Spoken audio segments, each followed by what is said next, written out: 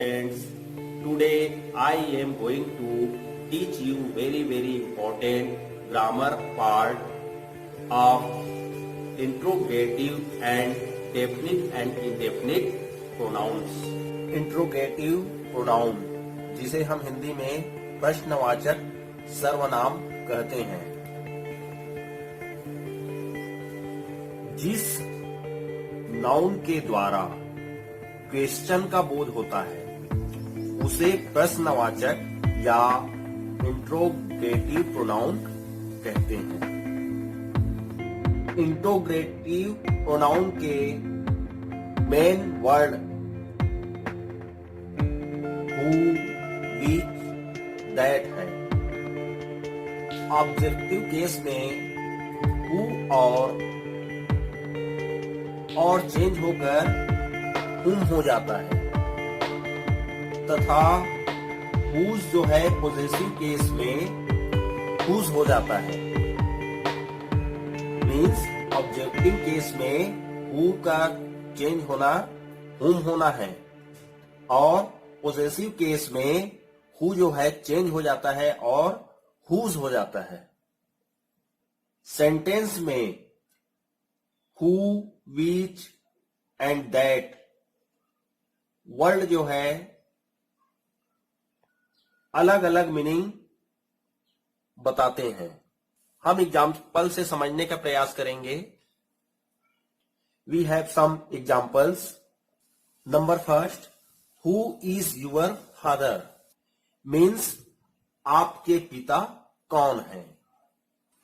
यहां जो क्वेश्चन करने वाला है वह पिता का इंट्रोडक्शन या परिचय जानना चाहता है कि आपके पिता कौन हैं। इसका आंसर मैं इस प्रकार से दे सकता हूं, my father is mister G N. Chaudhary. मेरे पिता मिस्टर जी.एन. चौधरी हैं। Number second, what is your father. यहां पर क्वेश्चन करने वाला यह जानना चाहता है कि आपके पिताजी क्या करते हैं, आपके फादर जो है क्या करते हैं। इसलिए यहां पर व्हाट लगा करके क्वेश्चन किया, व्हाट इज यूर फादर। तो इसका आंसर हम इस प्रकार से दे सकते हैं, my father is a teacher. मेरे पिता एक शिक्षक हैं। Number third, which is your father. बहुत सारे लोगों के बीच में या अनेक आदमियों के बीच में आपके पिताजी बैठे हैं, उनमें से आपके पिता कौन हैं। मीन्स आपके पिता कौन हैं, अर्थात यहां अनेक आदमी बैठे हुए हैं, उनमें से कौन सा आदमी आपका पिता है। तो मैं इस प्रकार से आंसर दे सकता हूं, दैट इज माई फादर। मैं इशारा करते हुए बताऊंगा कि वे मेरे पिता हैं। जो बहुत सारे आदमी बैठे हैं उनमें से वह मेरे पिता हैं। यह पुस्तक किसकी है, हुज बुक इज दिस। तो मैं यह आंसर दे सकता हूं, दैट इज माइन। वह मेरी किताब है। Next, home do you want. आप किसको चाहते हैं। दो कप रखी है, एक में चाय है और एक में कॉफी है, तो आपको बोलेंगे होम डू यू वांट, आप किसको चाहते हैं। तो आप आंसर दे सकते हैं, आई लाइक कॉफी या आई वांट कॉफी। नेक्स्ट है definite pronoun and indefinite pronoun. Definite मतलब निश्चयवाचक और इंडेफिनिट मीन्स अनिश्चयवाचक प्रोनाउन कहा जाता है। डेफिनिट एंड इंडेफिनिट प्रोनाउन जो है डेमोनेस्ट्रेटिव प्रोनाउन का ही ये पार्ट है। जिस प्रोनाउन का यूज किसी निश्चित संज्ञा के लिए होता है, उसे हम डेफिनिट प्रोनाउन कहते हैं। For example, these, that and those. इसमें से दीज और दीज का यूज हम पास या समीप के वस्तुओं के लिए, समीप के लिए हम प्रयोग करते हैं। दैट तथा दोज का यूज हम दूर के अर्थ में करते हैं। दूर की चीजों के लिए हम दैट और दोज का यूज करते हैं।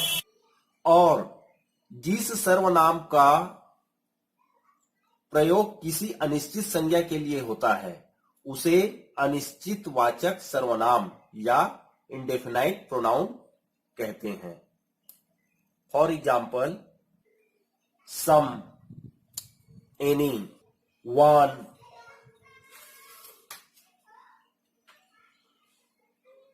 दे, it. Some, any, one, they and it, ये जो है इंडेफिनाइट प्रोनाउन कहलाता है। इनका यूज करके हम कुछ सेंटेंस बनाते हैं और समझने का प्रयास करते हैं। Number first, I know this. मैं इसे जानता हूं, मतलब मैं अच्छी तरह से जानता हूं, इसलिए बोला क्या, आई नो दिस। मतलब निश्चय है, यहां पर मैं जरूर जानता हूं। That is my father's friends, क्योंकि वह मेरे पिता के दोस्त हैं। Number third, these are good things. Things मतलब वस्तुएं, चीजें, ये अच्छी चीजें हैं। यहां पे केयरफुली देखिए, दीज का यूज हम समीप के लिए करते हैं। दैट सिंगुलर है, ये दूर के लिए यूज होता है। और THESE, दीज, ये बहुत सारी चीजें के लिए यूज करते हैं, वह हमारे समीप होता है। दीज और दीज ये समीप के लिए यूज होता है। Those are not our horses, वे हम लोगों के घोड़े नहीं हैं। तो यहां पर दोज है, ये बहुत सारी चीजें दूर में हैं, तो उसके लिए हम किसका यूज किए, दोज का यूज किए। दैट का यूज सिंगल हो, दूर हो, और दोज बहुत सारा हो, दूर हो। तो ये दैट तथा दोज जो है दूर के लिए यूज किया जाता है। I hope that is clear. In the same way, ask anyone means किसी से पूछो। It is very late,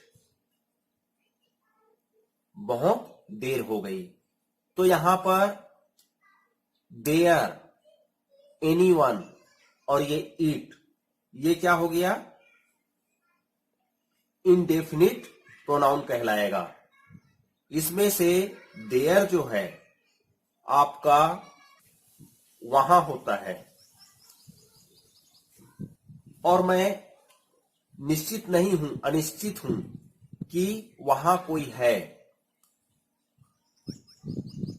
6 number पे देखिए, एनीवन, आस्क एनीवन, मतलब मैं निश्चित नहीं हूं, किसी और से पूछ लो। जिसमें निश्चित नहीं होता है उसके लिए हम जो है इंडेफिनिट कहते हैं, और जिस पे हम अनिश्चित हैं उसे अनडेफिनिट प्रोनाउन कहते हैं।